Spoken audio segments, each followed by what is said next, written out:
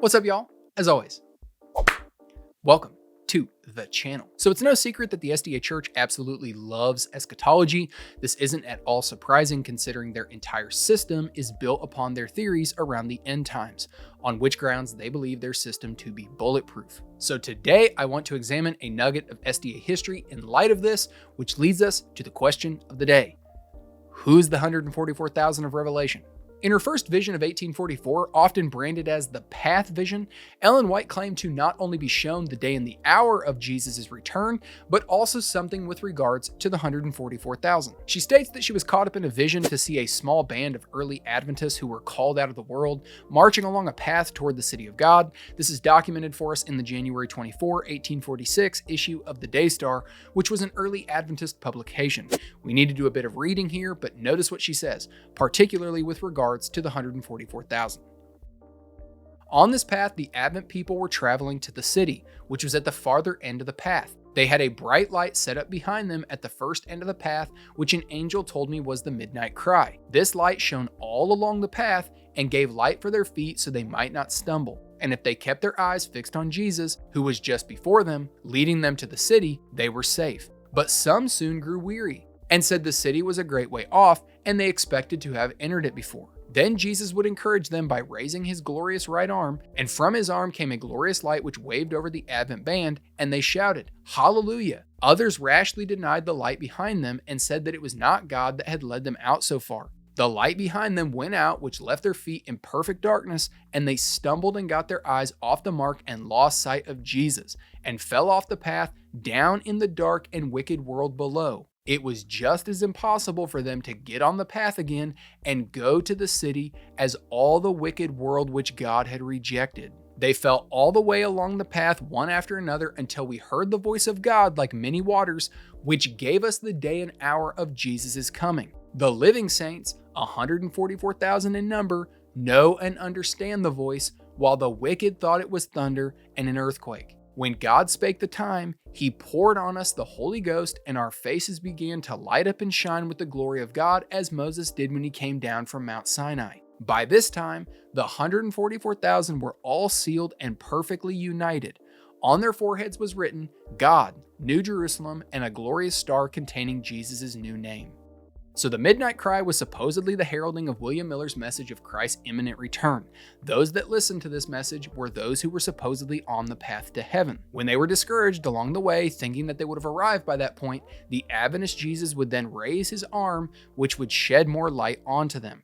AKA, when they were wrong about their understanding of when Christ would return and became distraught, God would supposedly give more light to explain why it hadn't happened yet. She then explains that those who gave up on the 1844 pipe dream then stumbled because they supposedly took their eyes off of Jesus and fell off the path down into the wicked world that God had rejected, making it impossible for them to go back on the straight and narrow, meaning if you rejected the fanaticism of 1843 and 44 and realized it was a total farce and a false prophecy, you ended up rejected by God. But those that remained on the path, God supposedly revealed to them the date and the hour of Jesus' coming, and those individuals are who made up the 144,000. She very clearly included herself in this through the use of pronouns such as we and us. She very clearly believed that present generation to be the 144,000 who were given the day and hour of Christ's return.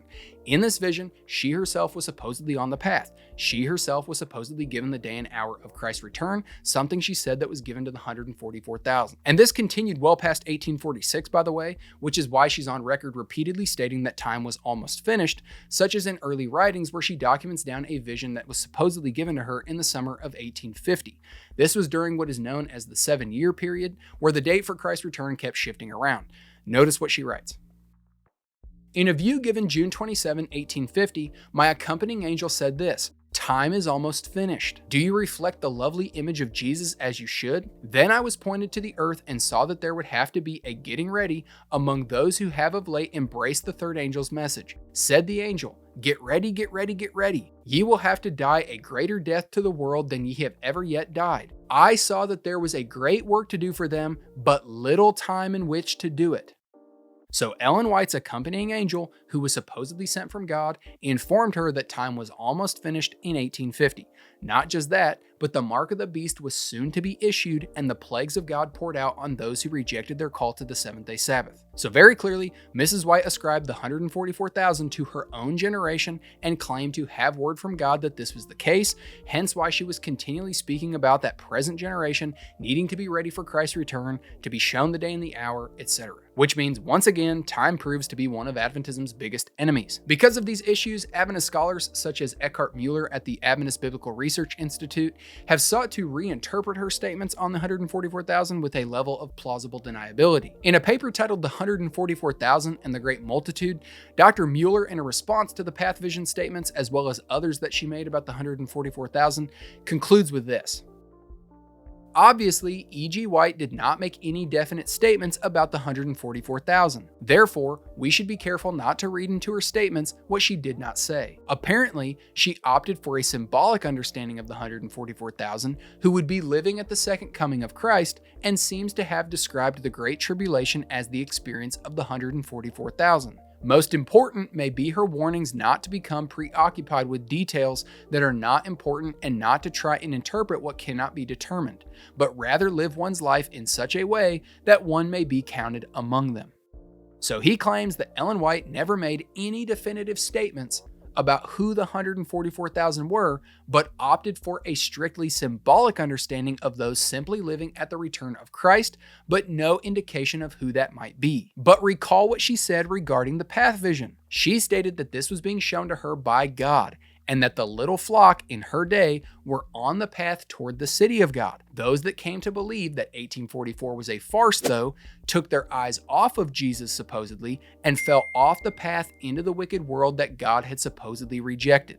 That was people in that current generation. The people that remained on the path, the little flock of early Adventists, of which she included herself amongst by saying us and we, they heard the voice of God like many waters, which gave them the day and hour of Jesus' return.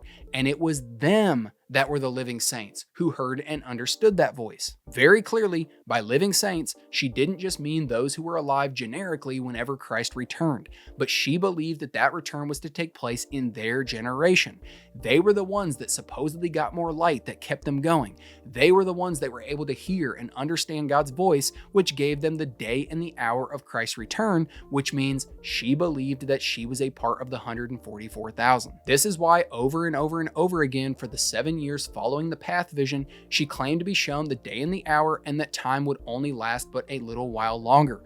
It's also why she claimed to be shown by God that people needed to sell all of their possessions and give it to the movement because there would be no need of it since Christ was going to be returning soon. It's also why people like Ellen White's husband, James, claimed in 1849 that the time of trouble, the Great Tribulation, would come upon their generation, and that they were living just before the close of time. Believing such was present truth for that time to be believed. These claims were influenced by the visions of his wife. So while it's true that she believed the number itself was symbolic, very clearly she didn't think it was some generation of living saints after theirs, let alone 170 years later and counting. Again, we have to ask why God is such a lousy communicator when this was supposedly being revealed by him to Ellen White. But that blunder aside, I'm sure you're asking, what and who exactly is the 144,000? Glad you asked. Before we can get into that, there are two important keys to remember regarding the book of Revelation. The first is that Revelation is dealing with events that must soon take place. It is not primarily prophesying about events thousands of years removed from the original audience. And the second is that John is reflecting on the Olivet Discourse and has the judgment of Israel in AD 70 in focus. The only two verses in the Bible that merge Daniel 7:13 and Zechariah 12:10 are Matthew 24:30 and Revelation 1:7. In Matthew 24:30, Jesus is clearly talking about the destruction of the temple in the first century. John's stated theme in Revelation 1:7 states that Jesus is coming in a cloud of judgment against those who crucified him, of which the New Testament ascribes to the Jews. So with that in mind, the 144,000 of Revelation 7:14 has been a hotly debated topic for quite some time, with various theories and interpretations. In Revelation 7:1, an interlude is presented that interrupts the seal judgments that are given in Revelation 7:1-8, before then presenting the seventh seal, which is then opened in Revelation 8:1. This interruption of seal judgments represents a halt in the judgments of God on Israel. It would have been what allowed the small population of Jewish Christians in Jerusalem to flee as the Roman Emperor Vespasian was distracted distracted with the fall of Nero and the Roman civil wars before then destroying Jerusalem, Matthew 24:16-22. Jewish historian Josephus was an eyewitness to the Jewish war with Rome, and he writes that there was indeed a pause in the Jewish wars. This halting would have been what provided the Christians trapped in Jerusalem the opportunity to flee before the war picked back up. On top of that, we also have both Christ's prophecy in Luke 21:20-22, as well as the historical account of early church historian Eusebius showing that Christians fled Jerusalem and were spared. The revelation was given by Christ to John for a first century audience to understand also. The SDA Church does not like this because they like to write themselves into the story, but the fact remains that the text had application to the original audience it was penned to, and this cannot be ignored. It is in this context that we should understand the 144,000 sealed saints. Like with the rest of the symbols, numbers, and signs in the Apocalypse, this perfectly squared number is a symbol for something, namely the Jewish converts to Christianity who dwelt in Israel, the first fruits of the Christian church. Outside of both Josephus and Eusebius' documenting of history, 6 biblical evidences for this from the book of Revelation are as follows. 1. Revelation 7:4 explicitly refers to the 12 tribes of Israel. They are later referred to as the first fruits in Revelation 14:4, which perfectly matches with the reality that the first converts to the Christian faith were Jewish according to the book of Acts and Romans. 2. John distinguishes them from the great multitude in Revelation 7:9, which consists of people from every tribe, tongue, people, and nation. 3. In line with elsewhere in the book, John is pulling from Old Testament imagery, in this case, Ezekiel 9:4, which clearly specifies they are from Jerusalem.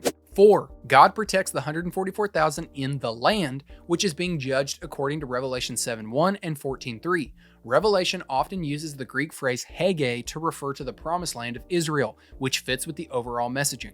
5. This understanding also seamlessly fits with Christ's own warning to his followers to flee Jerusalem before its final overthrow. He promises that those who heed his prophecy will be protected. He was speaking to a primarily Jewish audience in the immediate context. And 6. Revelation's events are to occur shortly because the time is near. In light of the historical fleeing of Jewish Christians from Jerusalem prior to its fall, this again fits perfectly. The SDA Church's problem is that Revelation had application to the audience it was originally written to. This does not mean that it doesn't have any application for us today, but to denude it from history opens up the door to begin anachronistically reading into the text all sorts of things that are not in view, which the SDA Church is not alone in doing, by the way. They're obviously going to vehemently disagree with this interpretation of the text, but it doesn't change the fact that Ellen White did not receive the day and hour of Christ's return, nor was she correct about who the 144,000 are. She didn't just claim it was a generic group of people that would be alive when Jesus returns. She very clearly believed to be a part of the 144,000 herself that the return of Christ would happen in their lifetime, and that they were the ones who heard the voice of God like many waters, which gave them the day and hour of Christ's return.